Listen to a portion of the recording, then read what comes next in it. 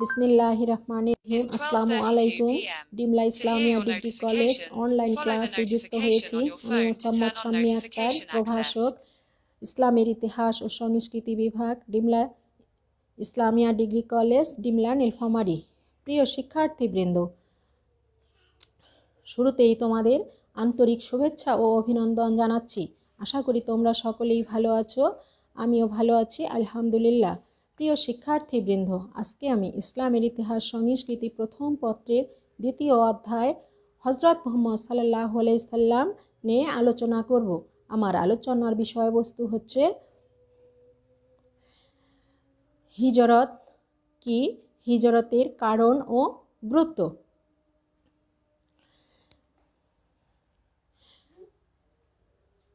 হজরত মুহাম্মদ সাল্লাল্লাহু আলাইহি সাল্লামকে হত্যার প্রচেষ্টা, ব্যঙ্গ, বিদ্রূপ, অত্যাচার ও প্রলোভন কোনো অবস্থাতেই যখন হজরত মুহাম্মদ সাল্লাল্লাহু আলাইহি সাল্লাম ইসলাম প্রচার হতে বিরত করতে পারল না এবং তার উপর তারা জানতে পারল যে তাদের শত্রু ভাবাপন্ন দেশ মদিনায় তার আশ্রয়স্থল স্থির করা হয়েছে, তখন তারা মন্ত্রণা গৃহে মিলিত হয়ে আবু জেহেলের নেতৃত্বে হজরত মুহাম্মদ সাল্লাল্লাহু আলাইহি সাল্লামকে হত্যা করতে মনস্থ করল।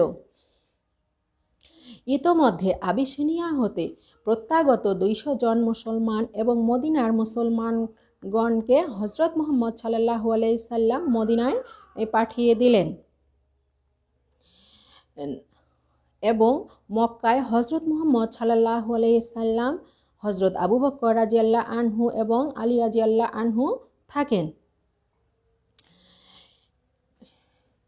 হজরত মুহাম্মদ সাল্লাল্লাহু আলাইহি সাল্লামকে হত্যার রক্তদণ্ড যেন দিতে না হয় সেজন্য শত্রু ভাবাপন্ন কুরাইশ স্কুল প্রতিটি গোত্র হতে প্রতিনিধি নিয়োগ করে একদল সন্ত্রাসী যুবককে আবু জেহেলের নেতৃত্বে হজরত মুহাম্মদ সাল্লাল্লাহু আলাইহি সাল্লামকে হত্যার জন্য পাঠালেন।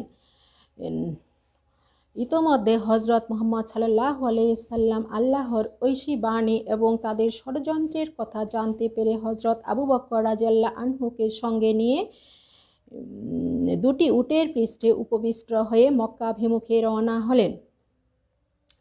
মক্কা হতে মদিনার দূরত্ব প্রায় 250 মাইল। কুরাইশ স্কুল তাদের কুরাইশ বংশ এ সংবাদ পেয়ে তাকে হত্যা করার জন্য সোয়ায়ে পশ্চাৎধাবন করলেন। ইতোমধ্যে হজরত মুহাম্মদ সাল্লাল্লাহু আলাইহি সাল্লাম পথিমধ্যে শহর নামক পর্বত গুহায় আশ্রয় নিলেন এবং সেখানে তিনি 3 দিন অবস্থান করলেন। চতুর্থ দিনে তারা গিরিগুহা হতে বের হয়ে মদিনাভিমুখে আবার যাত্রা করলেন এবং অনেক বাধা বিপত্তির পরে তারা মদিনার কুবা নামক মরু প্রান্তরে গিয়ে আশ্রয় নিলেন। সেখানে হজরত আলী রাদিয়াল্লাহু আনহু সহ একসঙ্গে মিলিত হয়েছেন। এরপরে জানব হিজরত কি। মক্কা হতে মদিনায় হজরত মুহাম্মদ সাল্লাল্লাহু আলাইহি সাল্লামের সুপরিকল্পিত প্রস্থানকেই হিজরত বলা হয়।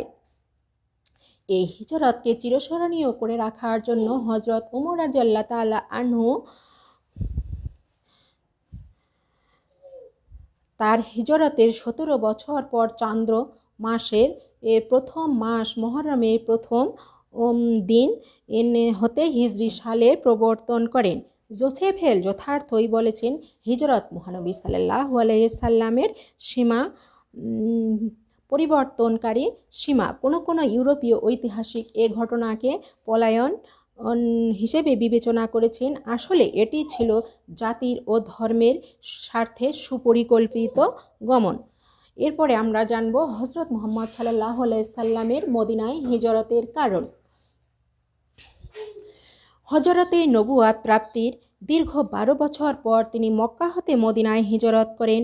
কেবল নির্যাতন ও মৃত্যুর ভয়েই যে তিনি আপন প্রিয় মাতৃভূমিকে ত্যাগ করেছিলেন তা ঠিক নয়, কারণ নির্যাতন ও মৃত্যুকে জগতের কোনো মহাপুরুষই ওই ভয় করেননি। সত্যের ডাকে এবং কর্তব্যের খাতিরেই তিনি মক্কা থেকে মদিনায় হিজরত করেছিলেন।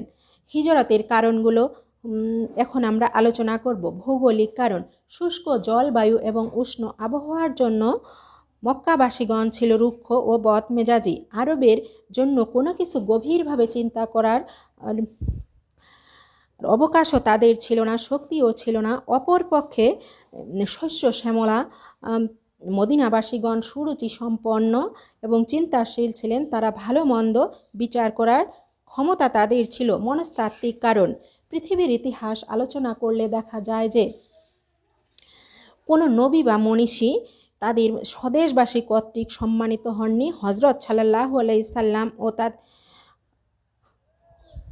যথাযোগ্য স্থান এবং সম্মান মক্কাবাসীগণ দেয়নি, শুধু তাকে উপহাস করেছে এবং লাঞ্ছিত করেছে। কিন্তু মদিনাবাসীগণ তাকে এবং তার সত্য ও শক্তির ধর্মকে সাদরে গ্রহণ করে। কুরাইশদের স্বার্থে আঘাত: মক্কার স্বার্থপর পুরোহিত শ্রেণী শুরু থেকেই ইসলাম ধর্মের বিরোধিতা করে আসছিল। কুরাইশগণ প্রথম হতেই ইসলামের প্রচারের অন্তরায় হয়ে দাঁড়িয়েছিল। পুতুল পূজার অবসান হয়ে ইসলাম প্রতিষ্ঠিত হলে আর্থোপার্জনের পথ, সামাজিক দিক এবং রাজনৈতিক দিক দিয়ে রাজনৈতিক প্রভুত্ব সবই শেষ হয়ে যাবে। সেজন্য কুরাইশ কুল মরিয়া হয়ে ওঠে এবং হজরত সাল্লাল্লাহু আলাইহি সাল্লামের এর বিরোধিতা করে। অপরপক্ষে মদিনায় ওইরূপ কোনো অভিজাত সম্প্রদায় না থাকায় তারা হজরত মুহাম্মদ সাল্লাল্লাহু আলাইহি সাল্লামকে সাদরে গ্রহণ করে এবং ইসলাম প্রচারে এর ব্যবস্থা তারা করে দিয়েছিল।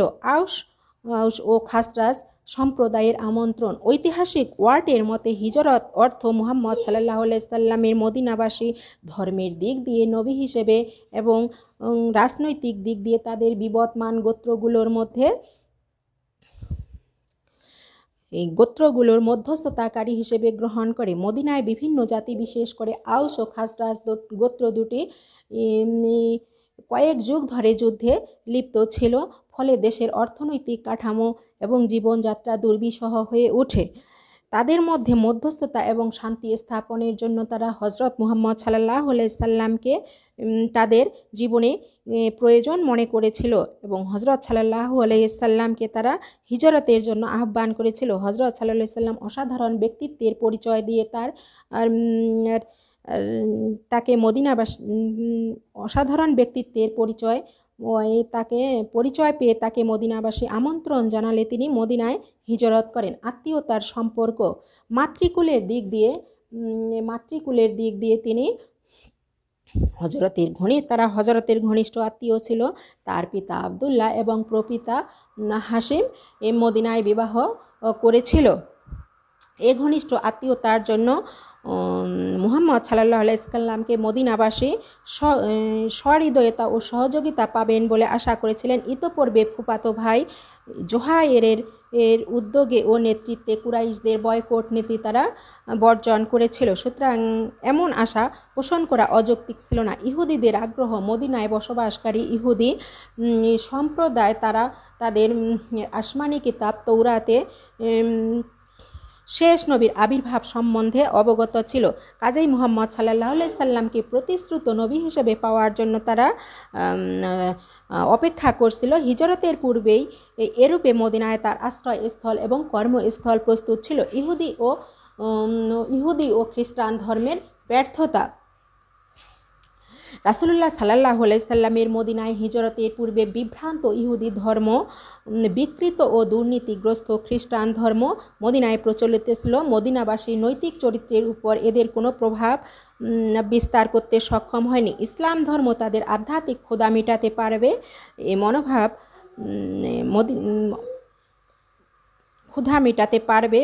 সম্পূর্ণভাবে সক্ষম হবে মনে করে মদিনাবাসীগণ মহানবী সাল্লাল্লাহু আলাইহি সাল্লামকে হিজরত করার জন্য আহ্বান জানালেন এবং তাদের ডাকে হজরত মুহাম্মদ সাল্লাল্লাহু আলাইহি সাল্লাম সাড়া দিলেন।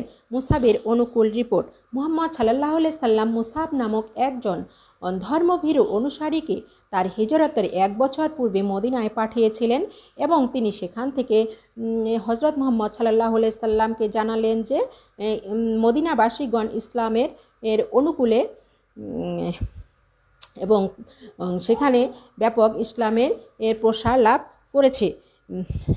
আবু তালিব ও খাদিজার ইন্তেকাল, বিপদের রক্ষক পিতৃব্য আবু তালিব এবং তার চিরসঙ্গিনী খাদিজা রাদিয়াল্লাহু আনহু ইন্তেকাল করলে হজরত মুহাম্মদ সাল্লাল্লাহু আলাইহি সাল্লাম অত্যন্ত নিঃসহায় হয়ে পড়েন। কুরাইশগণ তখন তাকে হত্যা করার জন্য প্রস্তুত হলো। তার উপর এবং তার অনুসারীদের উপর কুরাইশদের নির্যাতন শতগুণে বৃদ্ধি পেল। মক্কাবাসীদের জঘন্য শত্রুতা হজরতের মদিনায় হিজরত করার অন্যতম কারণ। হিমারি ও মুদারি সংঘর্ষ। মুদারি হিমারি অর্থাৎ উত্তর ও দক্ষিণ আরবের লোকদের বংশগত প্রতিদ্বন্দ্বিতা ও ঘোর বিদ্বেষ হিজরতে প্রধান সহায়ক ছিল। মদিনার আউস ও খাজরাজ গোত্র ছিলেন মুদারি গোত্র ছিল দক্ষিণ আরবের বংশোদ্ভূত। মুদার বংশের অন্তর্ভুক্ত মক্কাবাসীগণ কুরাইশরা ছিল তাদের জাতশত্রু। এ অবস্থায় মক্কার অবাঞ্ছিত ও ব্যক্তি মুহাম্মদ সাল্লাল্লাহু আলাইহি সাল্লামকে তারা সাদরে গ্রহণ করল এবং নবী করিম সাল্লাল্লাহু আলাইহি সাল্লাম সেখানে হিজরত করলেন। ঐশী প্রত্যাদেশ লাভ। অবশেষে বিপদ যখন চরম আকার ধারণ করল তখন নবী করিম সাল্লাল্লাহু আলাইহি সাল্লাম সাল্লাল্লাহু আলাইহি সাল্লাম আল্লাহর নির্দেশেই সেখানে হিজরত করলেন। তাই মুহাম্মদ সাল্লাল্লাহু আলাইহি সাল্লাম নিজের জীবন এবং ইসলাম ধর্ম রক্ষার্থে আল্লাহর আদেশে 622 খ্রিস্টাব্দে মদিনায় হিজরত করলেন।